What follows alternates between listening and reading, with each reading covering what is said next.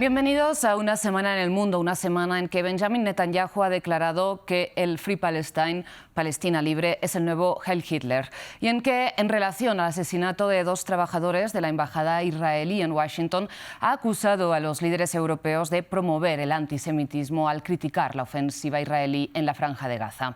En este programa de France 24, por lo tanto, nos preguntamos si este discurso corresponde realmente a su análisis del mundo o si es más bien una retórica útil para legitimar y avanzar en sus planes políticos y militares.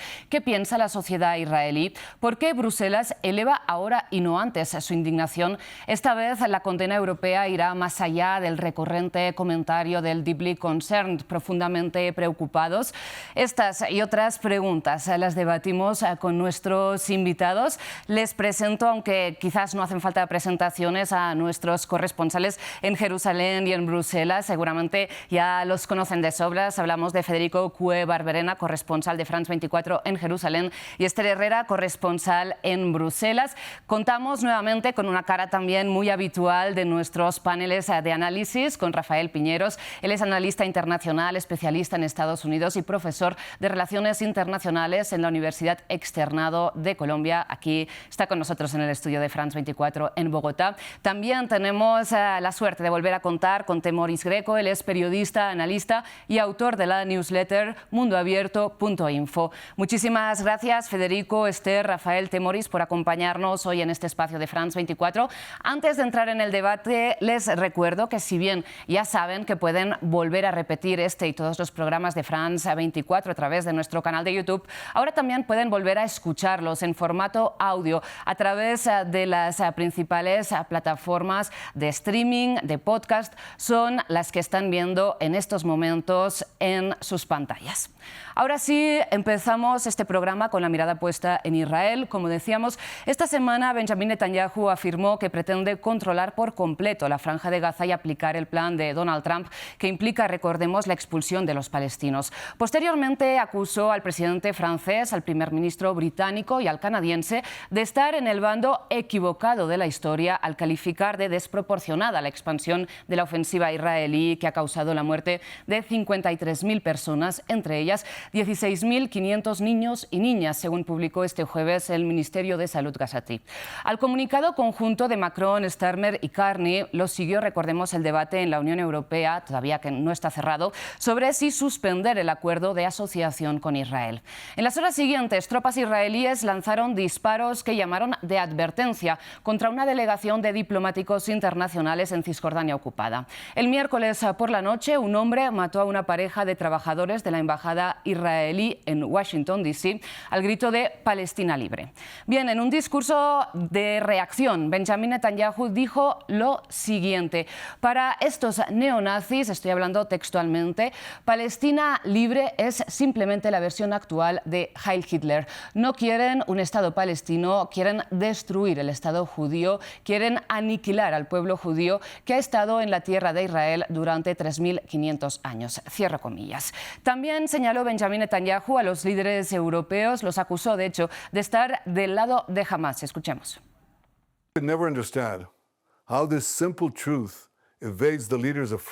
Nunca pude entender cómo esta simple verdad elude a los líderes de Francia, Gran Bretaña, Canadá y otros.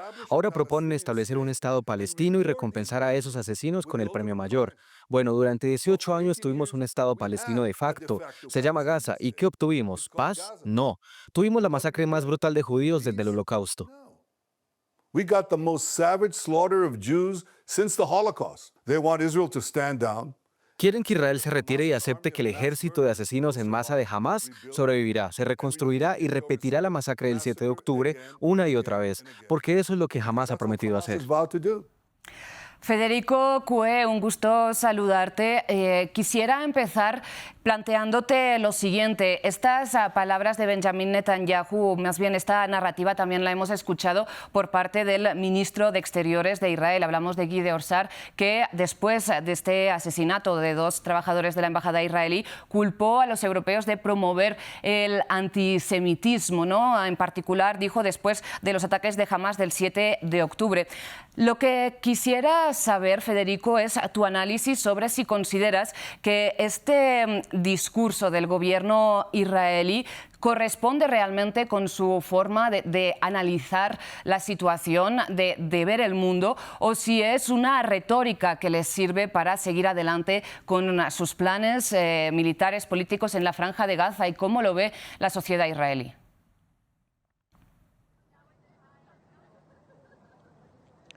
Sí, a ver, esta retórica ha sido adoptada por el gobierno israelí, como quedó bien demostrado esta semana, como una forma también de tratar de vincular esas críticas a Israel y esas presiones internacionales que han ido creciendo, sobre todo en esta última semana, a partir de los planes de Israel de ocupar Gaza, de expandir esa invasión para ocupar Gaza, y también a partir de ese bloqueo a la entrada de ayuda humanitaria que ha generado nuevamente que 2 millones de palestinos estén en riesgo de hambruna.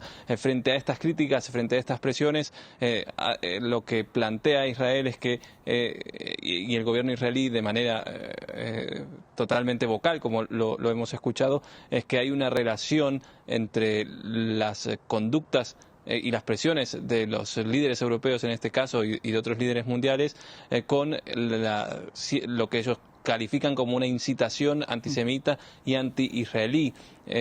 Hay que tener en cuenta también que es lo que también algunos expertos señalan como un intento de instrumentalizar la lucha contra el antisemitismo, un flagelo que evidentemente se ha registrado un incremento a nivel global y que es algo que preocupa a los israelíes y a los judíos de la diáspora, que expresan sentirse más inseguros a partir de un crecimiento de los incidentes antisemitas, pero también hay una instrumentalización, señalan también muchos expertos y otros grupos judíos, tanto por parte del gobierno israelí como de algunas organizaciones judías internacionales, de ligar cualquier crítica al Estado de Israel con una crítica antisemita, porque al fin y al cabo lo que se está criticando es al Estado judío y de ahí hacen ese tipo de conexión. Hay quienes también dentro de la sociedad israelí y entre los judíos de la diáspora señalan que ahí hay una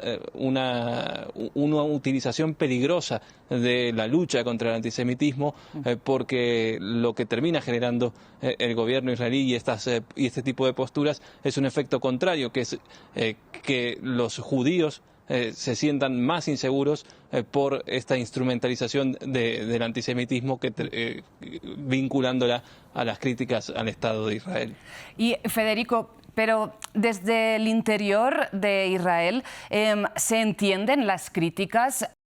En muchos casos o no se entienden o se consideran excesivas, pero sí cada vez más hay dentro de la sociedad israelí un creciente descrédito de la invasión israelí en Gaza, y sobre todo a partir de esta última etapa, esta etapa en la que post ruptura por parte de Israel de la tregua con Hamás, se está avanzando en un plan que tiene el objetivo de ocupar la franja de manera más permanente, y este tipo de planes que dejan muchos de las opiniones israelíes dejan en el camino y dejan abandonados a los 58 rehenes que todavía siguen en la franja. Esto ha generado que la invasión israelí en Gaza tenga un creciente descrédito. Por ejemplo, las varias encuestas recientes han demostrado que entre un 60 y un 70%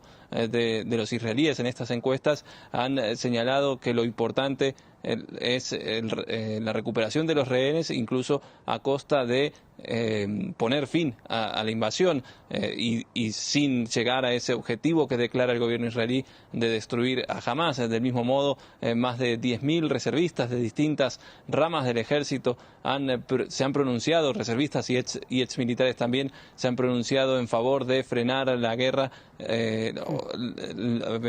para permitir el regreso de los rehenes. Entonces hay un movimiento, una voz que va creciendo dentro de la sociedad israelí. También hay un agotamiento por parte de esta sociedad y de los mismos reservistas que son, recordemos, personas que tienen sus trabajos, que tienen sus familias y que en determinado momento y ya varias veces a lo largo de estos casi 600 días han sido llamados a servir tanto en Gaza como en Líbano y en Cisjordania ocupada y otros frentes que tiene abiertos Israel. Entonces se termina resquebrajando un poco ese consenso y lo que es cada vez más creciente entre muchos israelíes es la idea de que esta invasión está sirviendo a la supervivencia política de Netanyahu y su coalición de extrema derecha. Del mismo modo, hay que señalar que existe todavía una base de derechas y de extrema derecha que defiende el curso de la guerra, que incluso está en contra de esta pequeña reanudación de la entrada de ayuda humanitaria que se dio esta semana y que tampoco en la oposición a la guerra se está traduciendo o en protestas masivas o en llamados a rehusarse masivamente a servir en el ejército, más allá de que las tasas de asistencia sí se han reducido. Y precisamente donde, como decíamos, hemos empezado a escuchar voces más críticas es en el interior de la Unión Europea. Esther Herrera, te pregunto cómo analizas, digamos, este aumento en la indignación que hemos visto, como decíamos, se ha llevado incluso a plantear romper este acuerdo de asociación con Israel. ¿Cómo te explicas este cambio de postura?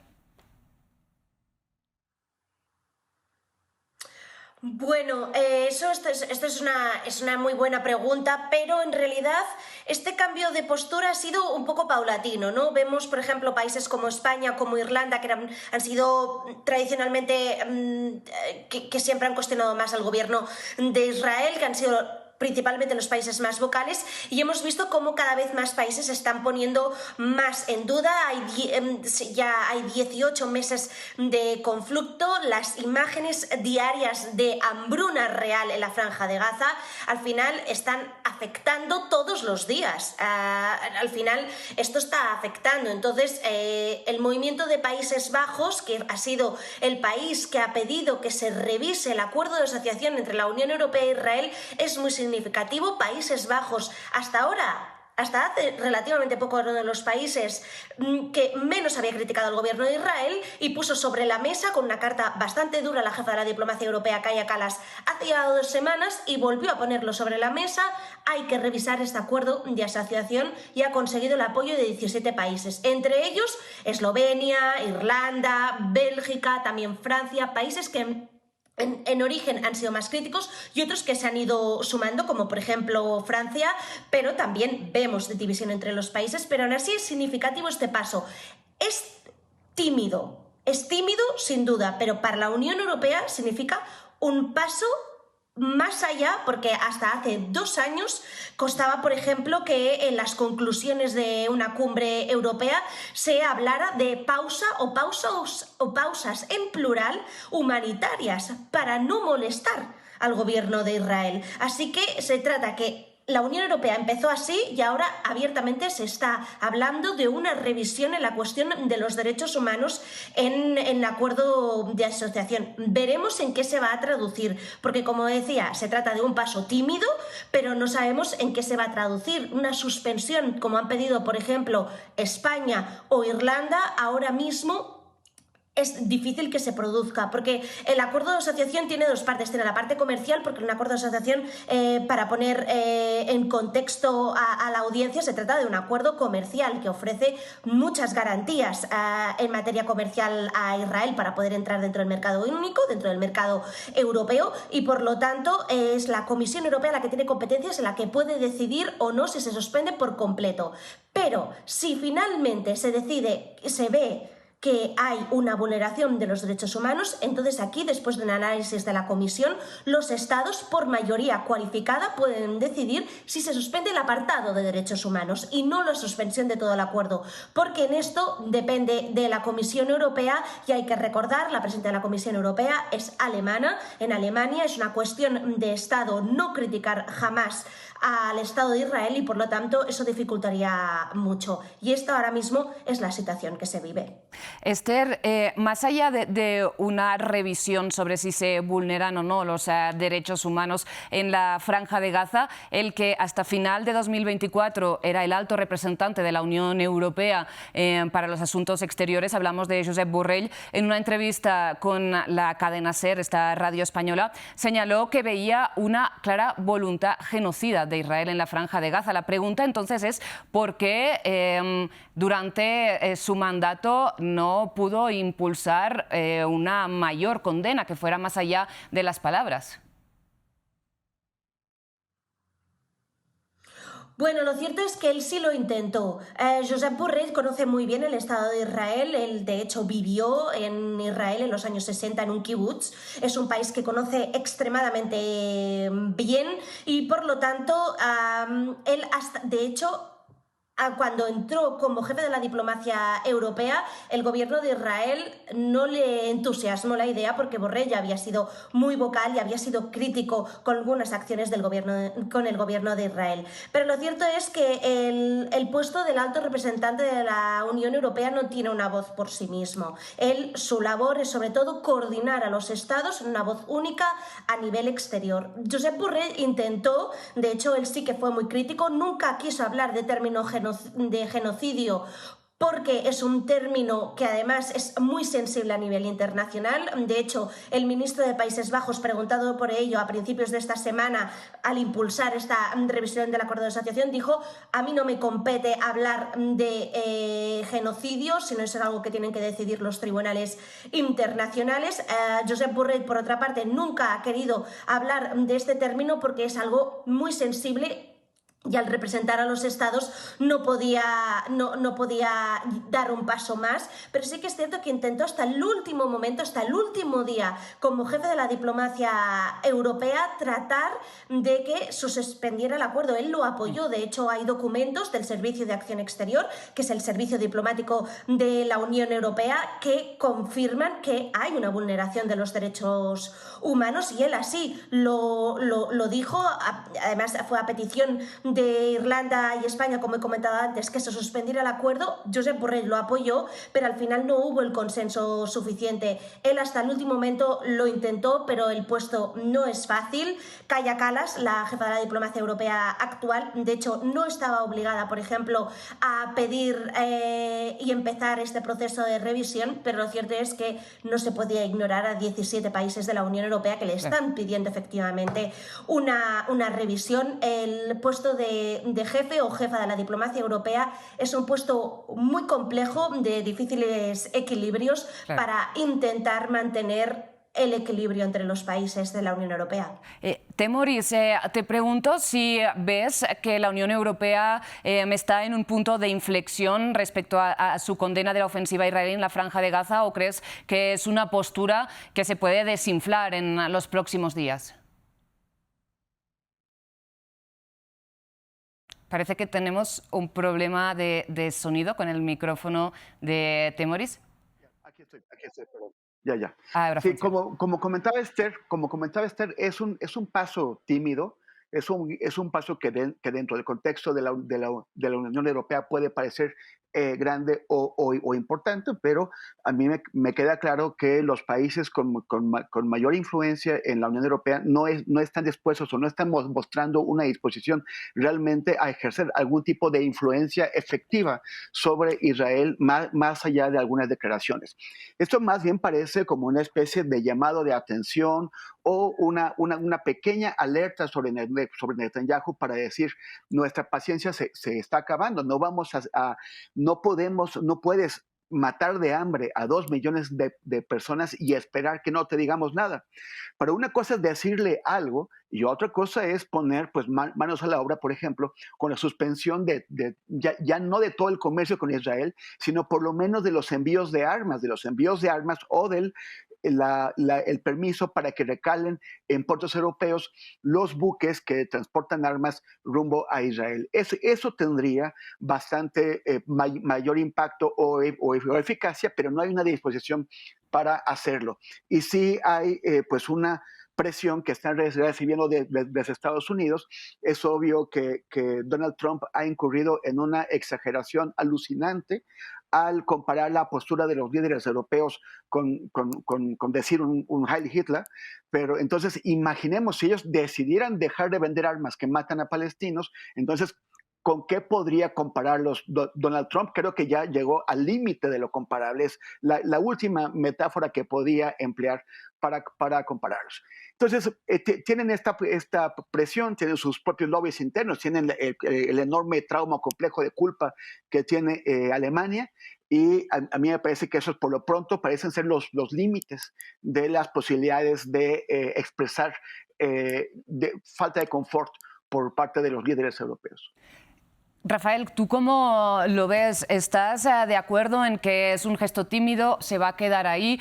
¿Pueden influir realmente en los planes del gobierno de Netanyahu los líderes europeos?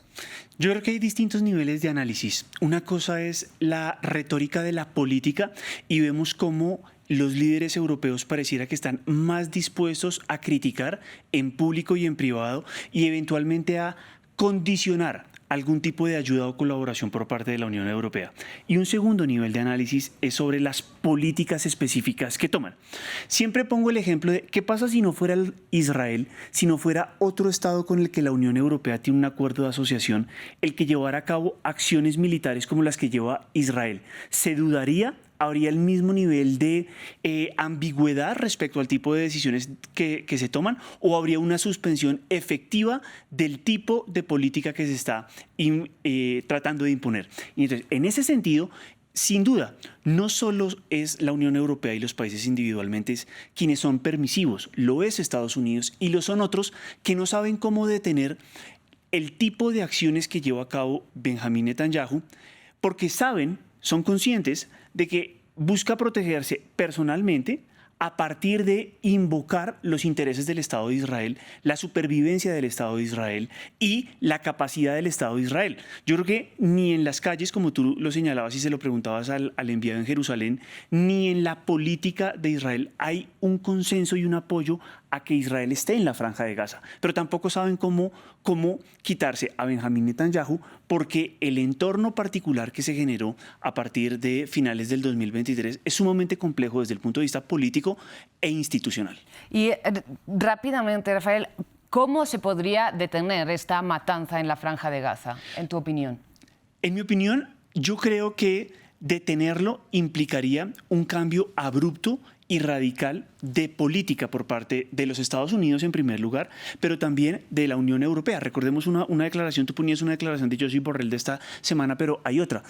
Josep Borrell decía, el 50% de las bombas que caen en la Franja de Gaza tienen diseño y manufactura europea. Entonces también hay una responsabilidad de las industrias, pero históricamente ha habido muy poco consenso político para atacar, criticar y al menos, en este caso sería vulnerar la capacidad de respuesta de Israel frente a hechos que han sufrido una gran cantidad de estados. Recordemos que la lucha contra el terrorismo es una lucha histórica, es una lucha frontal y es una lucha que Estados Unidos, Francia, los Países Bajos, España, el Reino Unido, Alemania, es decir, muchos han tenido que enfrentar, y que a nivel interno, en cada uno de esos enfrentamientos, ha habido profundas dudas acerca del cumplimiento del Estado de Derecho y de los derechos humanos. Entonces, no es tampoco tan sencillo como decir a Israel hay que quitarle todo el apoyo, hay que recortarle y hay que cerrar por completo. Ese es el asunto.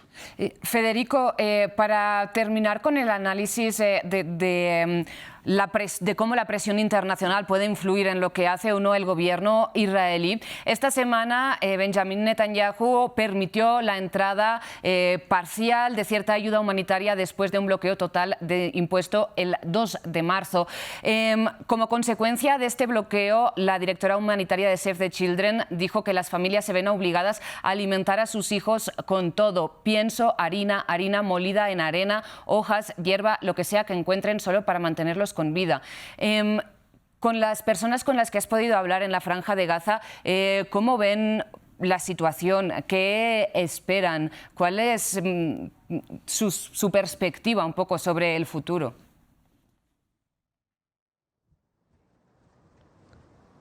Bueno, y por hoy la gente de Gaza no tiene una perspectiva de futuro más allá de sobrevivir un día más. Así de duro, así de crudo, pero es así como lo manifiestan muchos también. La expectativa es que esta pesadilla inacabable en algún momento se termine y que pueda sobrevivir a ella, porque al fin y al cabo enfrentan no solo la amenaza de morir por las bombas, sino también de morir por la hambruna y de toda una serie de inseguridades que se generan, de tener el sistema de salud totalmente colapsado. Es decir, que cuando uno habla y puede entrar en contacto también con las dificultades que hay para comunicarse, para entablar algún tipo de conversación con la gente que está en Gaza, que tiene que cuidar la batería porque no tiene electricidad, y podemos seguir así mucho más. Lo que señalan es eso, es que al fin y al cabo están abocados a tratar de sobrevivir, pero que lo que están viviendo obviamente no es vida, y lo que reclaman y claman a la comunidad internacional es que de algún tipo de manera logren frenar con esto. Señalabas esa declaración de la funcionaria de Save the Children, y es algo que nos han dicho algunas de las personas con las que pudimos hablar, que tienen que recurrir a consumir alimentos que están vencidos o cosas que encuentran en la naturaleza y que no saben exactamente si son comestibles o no. Lo mismo de beber agua que no es potable, que está contaminada, pero ante la incapacidad de poner en funcionamiento las plantas potabilizadoras de agua por la falta de combustible, por la falta de electricidad, terminan recurriendo a ese tipo de fuentes inseguras, y hasta hace algunas semanas lo único que encontraban para alimentarse en los mercados eran comida enlatada, que es de muy mala calidad, y que también lo poco que se podía encontrar en los mercados era a precios exorbitantes. Entonces es una realidad en la que las amenazas llegan por todos lados, y a lo único que se abocan es a vivir un día más, o incluso algunos llegan a decir que desearían estar muertos, porque de alguna manera los muertos son los que descansan y los que están vivos simplemente siguen sufriendo día tras día. Federico, pues muchísimas gracias por acercarnos esta realidad, a pesar de todas las dificultades que señalas, de comunicación, entre muchas otras cosas, para las personas atrapadas en la Franja de Gaza. Como siempre, te agradezco esta información y este análisis desde Jerusalén. Un abrazo también para Yanira. Vamos a cerrar este tema para centrarnos rápidamente en dos otros puntos de la actualidad de la semana. Pero Esther, no sé si tuvieras alguna conclusión que quieras compartir para cerrar esta ronda desde Bruselas. Sí, me gustaría solo apuntar que esta revisión del acuerdo de asociación con Israel no hay calendario. Hoy nos contaban varias fuentes que se puede tomar su tiempo, que no hay fechas concretas, que ahora empieza el análisis, y que en cualquier caso ningún análisis no implica en ningún caso una suspensión ni parcial ni total, sino que hay que analizarse, hay que tener en cuenta, los países de la Unión Europea están muy divididos al respecto. Es una cuestión muy sensible, así que informaremos sobre ello, pero en cualquier caso la decisión no se espera que sea inmediata. Esther, pues muchísimas gracias. Seguiremos aquí contigo lo que vaya decidiendo la Unión Europea y las implicaciones que pueda tener o no sobre los planes del gobierno israelí. Y Temoris, quería comentar contigo otro punto de actualidad de esta semana, y es que si bien el presidente estadounidense Donald Trump señaló que no tenía muchas expectativas respecto a la denuncia que impuso Sudáfrica acusando a Israel de genocidio en la Franja de Gaza ante la Corte Internacional de Justicia, acusó frente al presidente sudafricano Cyril Ramaphosa en el despacho Oval de que en Sudáfrica se estaría cometiendo un genocidio contra los granjeros blancos. Te pregunto, ¿cómo se entiende esta acusación que rechaza tanto Ramaphosa como el principal partido de oposición formado principalmente por políticos blancos?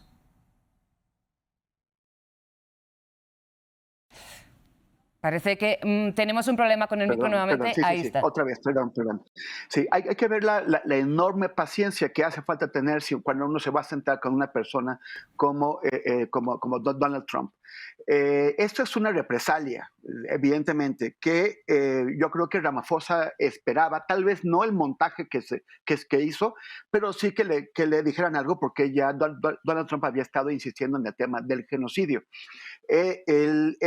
Ramaphosa es conocido en su país, en Sudáfrica, por ser una persona diplomática, calma, es mesurada, e incluso cuando salió de ahí declaró a la prensa que las cosas habían ido bien, a pesar de que todo el mundo pues habíamos visto cómo lo habían emboscado. Es una represalia precisamente porque Sudáfrica, hay que recordar que el régimen del apartheid tuvo una estrecha colaboración con Israel durante décadas, e incluso Israel estuvo ayudando al régimen racista blanco del apartheid a construir una bomba atómica que finalmente no se construyó, pero hubo esa colaboración. Sudáfrica está ahora encabezando esta denuncia internacional ante la Corte Internacional de Justicia por genocidio contra Israel. Y la represalia es la que está haciendo Trump al acusar, al revés, de genocidio por el tema de los granjeros blancos. El hombre que está agitando, cuyo video presentó Trump a Ramaphosa, Julius Malema, él fue expulsado, él tuvo que salir del Congreso Nacional Africano, que es el partido oficialista, precisamente por esas posturas extremistas radicales, y es un partido minoritario, pues, no suele tener más del 10% de la votación. Y ahora, después de 30 años de oposición, la Alianza Democrática, que es un partido de centro derecha moderada, formada por gente de muchos colores de piel, pero entre ellos varios blancos, está incorporándose. O sea, ellos serían los más representativos de la población blanca, son los que tienen más votos entre la población blanca, y ha sido incorporado al gobierno con posiciones en el gabinete. Es una fantasía todo esto de un genocidio, y pues sí, pueden encontrar algunas personas que tomen la oportunidad de irse a vivir a Estados Unidos para ver qué oportunidades tienen allá. Pero es una fantasía, es una represalia. Y bueno, pues es el mundo de Trump, es un mundo de fake news.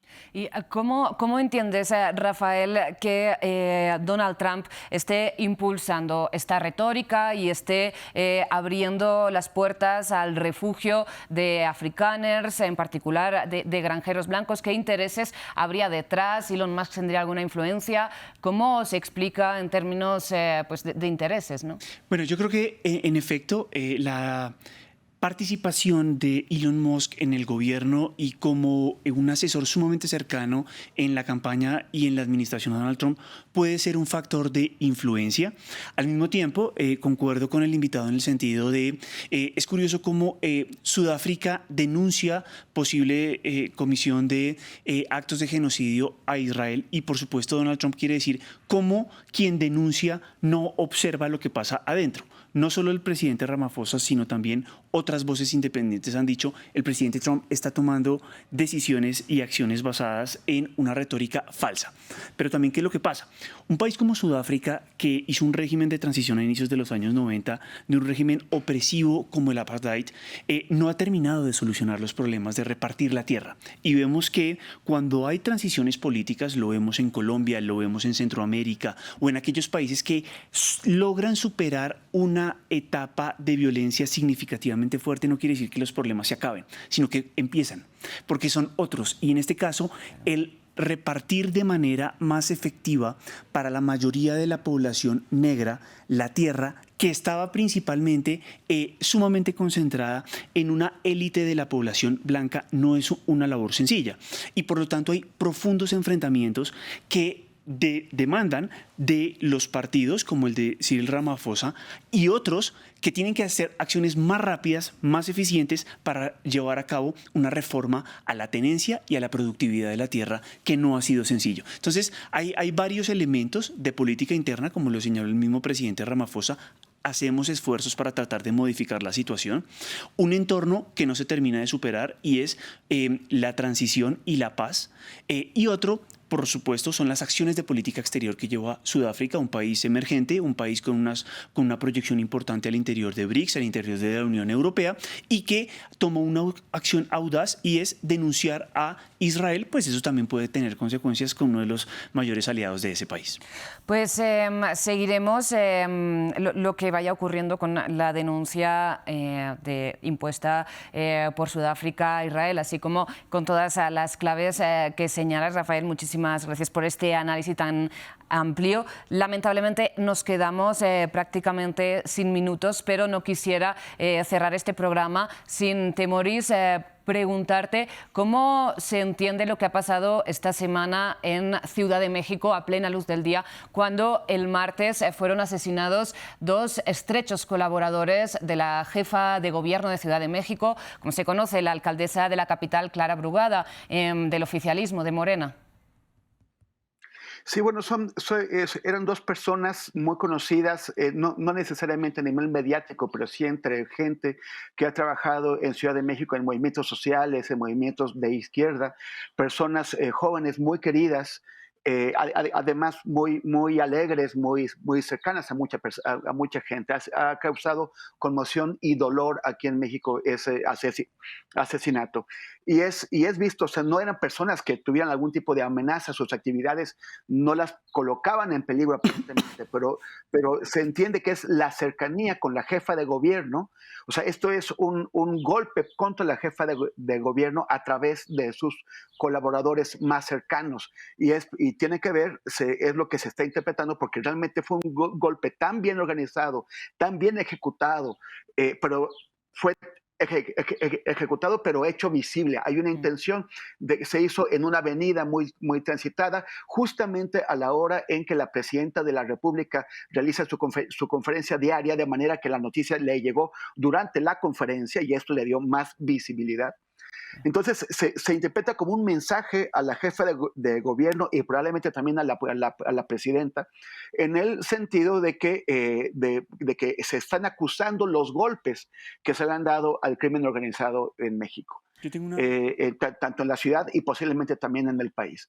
Entonces no se sabe quién fue, no hay pistas, pero sí es en un contexto de una catarata de arrestos de personajes de alto nivel dentro del crimen, y se entiende que esto podría ser una consecuencia de estos arrestos. Recordemos también que, o sea, creo que concuerdo con todo, pero también creo que el Estado mexicano está haciendo una buena labor en controlar el paso de fentanilo hacia los Estados Unidos, y eso yo creo que puede ser una forma de decirle: usted tiene que volver a concentrar la actuación en las ciudades, porque las ciudades mexicanas siguen siendo peligrosas. Pudieron dar un golpe a plena luz del día en una vía transitada en Ciudad de México. Entonces yo creo que también es una forma de los carteles del crimen organizado de tratar de desviar la atención nuevamente a otros focos de inseguridad a nivel interno, para que no haya tanta concentración ni de tropas ni de acciones en la frontera que permitan el tráfico de fentanilo. Pues con este apunto, que sin lugar a dudas daría pie a otro enorme debate, nos despedimos. Rafael, Temoris, muchísimas gracias. Siento acabar este programa de forma tan abrupta, pero nos quedamos sin tiempo. Nuevamente el agradecimiento es para nuestros invitados, para el equipo técnico y el equipo de producción que hacen posible esta y todas las emisiones de France 24, y a ustedes, como siempre, por su atención.